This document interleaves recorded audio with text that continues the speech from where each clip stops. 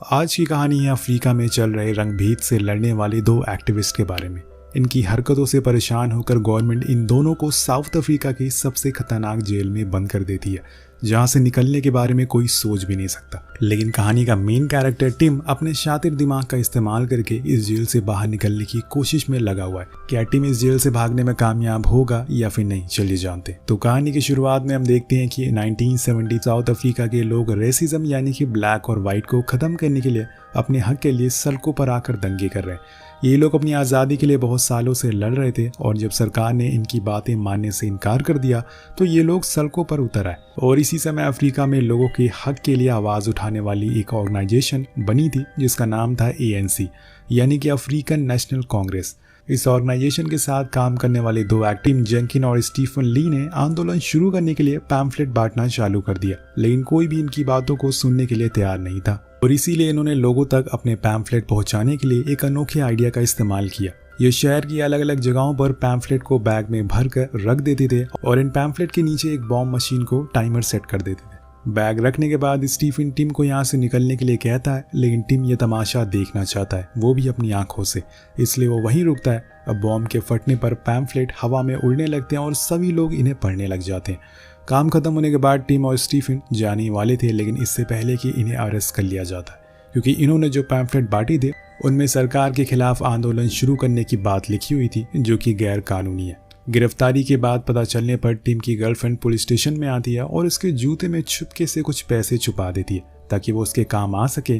Tim जल्दी से bathroom में आता है और वो उन पैसों को डालता है सिगरेट के बॉक्स में और इस बॉक्स को अपने पिछवाड़े में डाल देता है ताकि तलाशी लेने पर पुलिस को कुछ भी ना मिले। इसके बाद दोनों को कोर्ट में जज के सामने पेश किया जाता है तो सारे सबूत इनके खिलाफ मिलते हैं।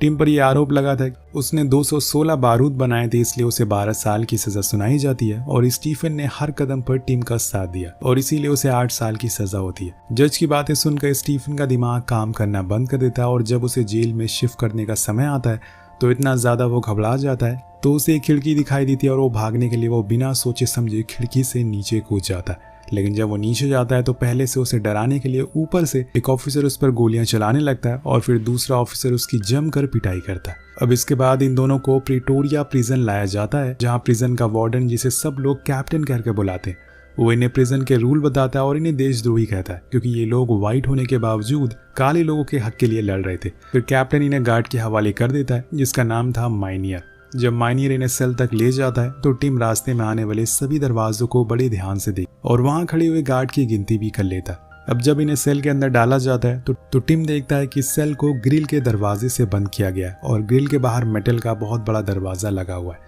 जाने से पहले माइनियर इन्हें दोबारा रूल बताता है और कहता है कि अपने सेल को हमेशा साफ रखना क्योंकि जरा सी भी गंदगी मिलने पर तुम्हें सजा दी जा सकती है। अब सेल के अंदर जाने के बाद ये दोनों दीवार को नॉक करके एक दूसरे से कम्युनिकेट करते हैं। वह अगले दिन यानी कि जेल में अपने पहले दिन पर उनको ब्रेकफास्ट के समय पता चलता है कि कैदियों की ब्लू और ग्रे यूनिफॉर्म के बीच में क्या डिफरेंस है। जिन कैदियों ने ब्लू यूनिफॉर्म पहनी हुई थी उन्होंने खून जैसे बड़े क्राइम किए थे और उन्हें उम्र कैद की सजा मिली हुई थी। वहीं जिन लोगों ने ग्रे यूनिफॉर्म पहनी थी वो सभी पॉलिटिकल एक्टिविस्ट होते हैं जिन्हें 5 से 20 साल तक सजा मिली हुई थी। ब्रेकफास्ट के समय इन दोनों को डैनियल नाम का बहुत बड़ा पॉलिटिकल एक्टिविस्ट मिलता है। टिम उसे अपनी और स्टीफन की सजा के बारे में बताता है, लेकिन वो कहता है कि वो इतने समय तक यहाँ नहीं टिकने वाला। इसके बाद अगली सुबह डैनियल रनिंग करते वक्त इन दोनों से दोबारा मिलता है तो वो इन्हें बताता है कि अगर तुम दीवार को पार करके भागना चाहते हो तो इसके बारे में सोचना भी मत क्योंकि यहाँ की दीवार 20 फीट ऊंची है और ऊपर सिक्योरिटी गार्ड के साथ स्नाइपर भी तैनात है, इसलिए यहाँ से भाग पाना लगभग इम्पॉसिबल है। डैनियल उन्हें ये भी बताता है कि यहाँ से सुरंग बनाकर निकलना भी नामुमकिन है क्योंकि ये जेल इतना बड़ा है कि सुरंग खोद कर बाहर जाने में कई साल लग जाएंगे। अब इन तीनों की बातें सुनकर डैनियल के जात लियोनार्ड नाम का एक फ्रेंच कैदी इनके पास आता है। वो इन्हें बताता है कि तुम्हें कभी भी डैनियल की बात नहीं सुननी चाहिए क्योंकि वो यहाँ आने वाले उन लोगों को हमेशा डिमोटिवेट करता है जो यहाँ से भागना चाहते हैं।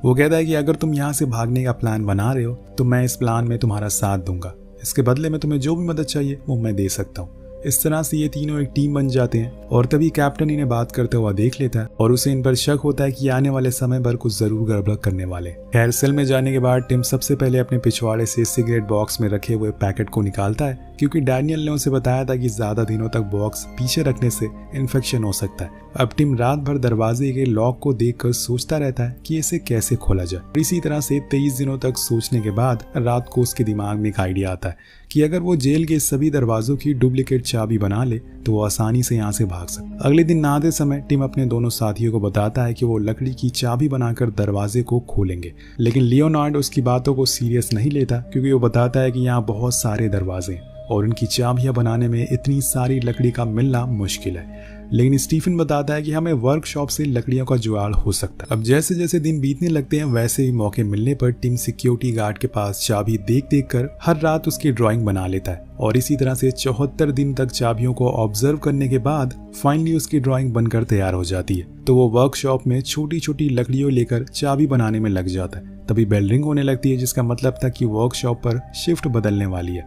अब इन लकड़ियों को अपने साथ ले जाने के लिए टिम उसे अपने थर्मस में भर लेता है और ये लकड़ी के टुकड़े हिल नहीं सकते, इसलिए टिम उसके ऊपर कपड़ा दबा देता है। लेकिन वापस आते समय माइनियर को उसके ऊपर शक होता है, इसलिए वो थर्मस का पानी निकाल कर उसे हिलाकर चेक करता है, लेकिन अंदर से कोई भी आवाज नहीं आती, इसलिए वो टिम को छोड़ देता है। अब सेल में जाने के बाद टिम उन लकड़ी के टुकड़ों को जोड़कर फाइनली चाबी बना लेता है और आधी रात में वो अंदर लगे हुए ग्रिल को खोल लेता है। अब चाबी के आइडिया को काम करता देख टिम बहुत ज्यादा खुश होता है कि वो सही रास्ते पर जा रहा है, लेकिन जब वो बाहर बना हुआ मेटल का दरवाजा देखता है तो निराश हो जाता है, क्योंकि उस दरवाजे का लॉक बाहर की साइड से खुलता है। लेकिन यहाँ दोस्तों टिम ने निराश होकर हार नहीं मानी थी। वो कुछ दिन और कोशिश करता है और उस दरवाजे की भी चाबी बना लेता है। और अगले दिन जब जेल के सभी कैदी कॉरिडोर की सफाई कर रहे होते हैं तब टिम अपनी चाबी को टेस्ट करता है और लियोनार्ड दूसरे दरवाजे पर पहरा दे रहा था। हालांकि उसकी चाबी सही तरीके से काम तो करती है, लेकिन जैसे ही वो चाबी को लॉक से बाहर निकालता है तो हड़बड़ी में चाबी टूटकर अंदर ही रह जाती है और उसी समय लियोनार्ड बताता है कि जेलर उनकी ही तरफ आ रहा है। टिम बहुत ज्यादा डर जाता है, लेकिन वो किसी भी तरह से स्क्रू ड्राइवर की मदद से जेलर के आने से पहले उस टुकड़े को निकाल लेता है, लेकिन वो जल्दी में लॉक को बंद करना भूल जाता है। अब इसके बाद जब टिम अपने सेल में होता है तो वो डर के मारे उसके पसीने छूटने लगते हैं, क्योंकि जब जेलर को पता चलेगा कि लॉक खुला है तो वो उसे छोड़ेगा नहीं। फिर थोड़ी देर बाद जब जेलर यहाँ आता है तो वो दरवाजे के लॉक को खुला देखकर हैरान रह जाता है, क्योंकि इतने सालों में उसके साथ ऐसा कभी नहीं हुआ। लेकिन वो दरवाजे पर ज्यादा ध्यान नहीं देता और उसे बंद करके वहां से चला जाता है। वेल कुछ दिनों के बाद साल का वो समय आ जाता है जब कैदियों को उसके परिवार से 30 मिनट तक मिलने का समय मिलता है। लेकिन जब लियोनार्ड अपने बेटे से मिलता है तो वो दोनों फ्रेंच में बातें करने लगते हैं, जिसे देखकर सिक्योरिटी गार्ड उसे 30 मिनट से पहले ही वापस सेल में भेज देता है और इस बात से उसे बहुत गुस्सा आता है। अब देखते ही देखते जेल के अंदर इन लोगों को 182 दिन हो जाते हैं और इनकी टेंशन दिन ब दिन बढ़ती जा रही थी, क्योंकि इन्हें समझ नहीं आ रहा था कि सेल के बाहर वाले दरवाजे को कैसे खोले। लेकिन एक दिन सेल के अंदर सफाई करते समय लियोनार्ड को आइडिया आता है कि वो रस्सी की मदद से चाबी को लॉक तक पहुंचा सकते हैं। लेकिन टिम बताता है सिर्फ रस्सी से दरवाजे को खोल नहीं सकते, क्योंकि हमें चाबी को घुमाना भी होगा। जब ये तीनों इस बारे में डिस्कस कर रहे होते हैं तभी जेलर वहां आ जाता है और इन्हें बात करते हुए देखकर उसे इन तीनों पर डाउट होता है, पर पूछे जाने पर ये कहते हैं कि ये तो बस अपने काम के बारे में बातें कर रहे थे। जेलर के जाने के बाद स्टीफन की नजर झाड़ू की स्टिक पर पड़ती है, जिसे देखकर उसे एक और आइडिया आता है कि अगर किसी तरह से इस चाबी को स्टिक में फंसा दे तो इसकी मदद से चाबी को घुमाकर लॉक को खोला जा सकता है। लेकिन उनके पास जो स्टिक होती है वो छोटी होने की वजह से दरवाजे तक पहुंच नहीं पा रही थी, इसलिए स्टिक की लंबाई बढ़ाने और रोटेटिंग मैकेनिज्म बनाने के लिए टिम जब अगले दिन वर्कशॉप में जाता है तो उसे एक मशीन दिखाई देती है, जिससे इंस्पायर होकर टिम वैसे ही सेम चीज अपनी स्टिक में फिट कर देता है। अब आधी रात को टिम अपनी चाबी को ट्राई करने के लिए जाता है तो वो बहुत कोशिश करने के बाद उस लॉक को फाइनली खोलने में कामयाब हो जाता है। लेकिन जब वो चाबी को बाहर निकाल रहा होता है तो चाबी स्टिक से गिर जाती है और ये देखकर टिम पैनिक करने लगता है। वो सोचने लगा था कि चाबी को अंदर कैसे लाए। कुछ देर तक सोचने पर टिम को आइडिया आता है कि वो एक च्युइंगम को चबाकर झाड़ू की स्टिक में आगे लगा देता है और उस स्टिक की मदद से चाबी को अंदर खींच लेता है। अगली सुबह जब टिम ब्रेकफास्ट करने के लिए जाता है तो वो कल रात का इंसिडेंट के बारे में अपने दोस्तों को बताता है और ये सारी चीजें बताते हुए उसके हाथ अभी तक कांप रहे थे। चाबी के काम करने की बात सुनकर वो दोनों भी बहुत खुश हो जाते हैं। अब टिम अपने पास इन चाबियों को नहीं रख सकता, क्योंकि अगर वो पकड़ा गया तो उसकी सजा और बढ़ा दी जाएगी और उसे ये काम फिर से शुरू करना पड़ सकता है। इसलिए वो जब गार्डन में काम कर रहा होता है तो स्टीफन उसे चाबियों से भरा जार पकड़ा देता है, जिसे टिम मिट्टी के अंदर दफना देता है। लेकिन ज्यादा देर तक इन दोनों को साथ में बातें करता देखकर जेलर को इन पर फिर से शक हो जाता है और वो पास आकर पूछता है, लेकिन टिम सारी बातें घुमा देता है। अब जेलर के जाने के बाद डैनियल टिम को कहता है कि तुम लोग मेरे मना करने के बावजूद भी यहाँ से भागने की प्लानिंग में लगे हुए, लेकिन अगर इस काम में तुम मुसीबत में पड़ जाओ तो मुझे याद कर लेना, मैं तुम्हारी मदद जरूर करूंगा। अब दोस्तों, हर रात को टिम सेल के दोनों दरवाजों को खोलकर आगे के दरवाजे को लॉक देखने जाता था और वापस आकर उनकी डुप्लीकेट चाबियां बनाता था। और इस तरह जेल में 206 दिन गुजरने के बाद एक दिन टिम बाथरूम की खिड़की से बाहर कूड़ा लेकर जा रहे अफ्रीकन कैदी को एक पेपर मंगवाता है। पेपर के बदले में ये अफ्रीकन टिम को एक सिगरेट का पैकेट और नहाने के लिए साबुन मांगता है। अब शाम को जब टिम वॉक के लिए जाता है तो गार्ड से बचते हुए उसे कचरे की डिब्बी के नीचे च्युइंगम से साबुन और सिगरेट के पैकेट को चिपका देता है और डिब्बे से पेपर निकाल कर अपने पास रख लेता है। कहानी और आगे बढ़ती है। अब टिम को जेल में 296 दिन हो चुके थे और वो हर रात की तरह लियोनार्ड के साथ अगले दरवाजे के लॉक को देखने के लिए जाता था और इसके साथ अपने बनाई हुई चाबी को चेक कर भी आता था। इसी तरह से उसने कई सारे दरवाजों की चाबियां बना ली थी जो उसे आज़ादी के बीच में आ रही थी।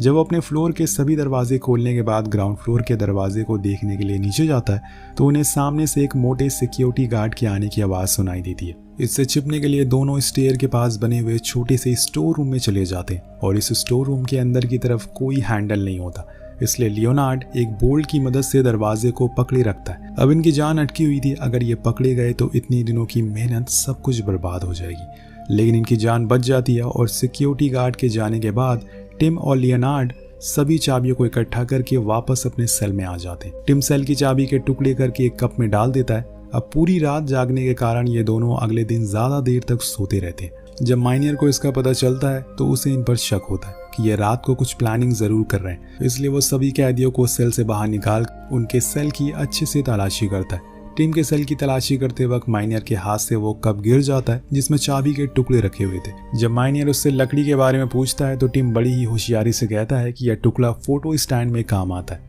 माइनियर वहां पर स्टिक के ऊपर लगी हुई रस्सी को भी देखता है, लेकिन उसे सब कुछ नॉर्मल लगता है। पता नहीं चल पाता कि ये क्या प्लानिंग कर रहे हैं, इसलिए वो टिम को वार्निंग देकर यहाँ से चला जाता है। माइनियर के जाने के बाद टिम समझ जाता है कि चाबियां अपने पास रखना सेफ नहीं है क्योंकि वो कभी भी पकड़ा जा सकता है। इसके लिए टिम उन चाबियों को जेल के अलग अलग जगहों पर छुपा देता है, जैसे कि लाइब्रेरी और वॉशिंग मशीन में। इसके बाद यह सिलसिला ऐसे ही 404 दिनों तक जारी रहता है और हर रात अलग अलग दरवाजे तक पहुंचने के बाद देखते ही देखते ये लोग 39 चाबियां बना लेते हैं, मतलब कि 39 दरवाजों की चाबियां। टिम आने वाले दिनों में भागने का प्लान को एग्जीक्यूट करने वाला था। यह बात टिम डैनियल और उनके साथियों को बताते हुए कहता है कि आप लोगों को भी हमारे साथ भागना चाहिए। लेकिन इन तीनों के अलावा जेल से भागने के लिए कोई भी तैयार नहीं था क्योंकि बाकी लोगों को डर था कि अगर वो पकड़े जाएंगे तो उनकी सजा बढ़ा दी जाएगी। डैनियल भी यहाँ से भागने के लिए राजी नहीं होता, लेकिन वो टिम को टूथपेस्ट की बोतल में कुछ पैसे छुपा कर देता है। दोस्तों, आखिरकार वो दिन आ जाता है जब ये तीनों अपने प्लान को एग्जीक्यूट करने वाले थे।